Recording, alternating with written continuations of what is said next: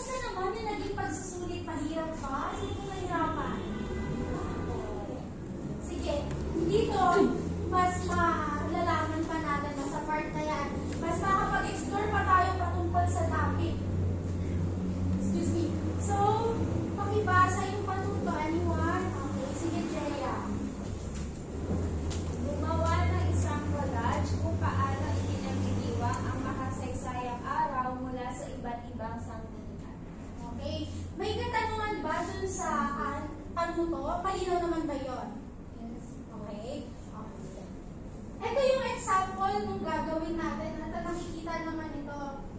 Ganyan yung itsura ng collage. Pero sa inyo naman, kung paano ang lalamanin naman ng collage ninyo ay kung paano ipinagdiriwang ang makasaysayang araw mula sa iba't ibang sanggunian. Kunwari, kung paano siya sineselebrate sa social media, sa Facebook, sa kahit anong social media, o kaya pwede rin makakita kayo sa magazine, sa TV, sa radyo, or sa kahit saan. Yun yung iipunin nyo. Yun yung pagsasama-samahin nyo.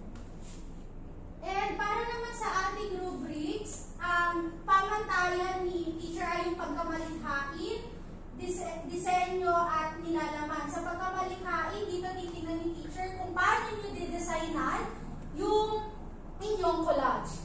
Then, dito naman sa disenyo, syempre yung graphics, kailangan naaayon, hindi yung basta-basta na lang. No? Yung paglalagay natin ng mga picture na kailangan angkop siya dun sa hinihingi nung topic natin. And dun sa nilalaman, kailangan kasi may paliwanag yung bawat litrato. Kung ano ba yung pinapakita doon. For example, Rizal Day. O, papaliwanag nyo doon.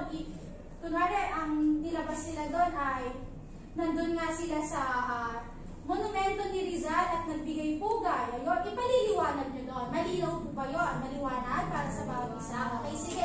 Aasahan ni teacher ito sa susunod na ating pagkikita which is next week. No? Okay, sige.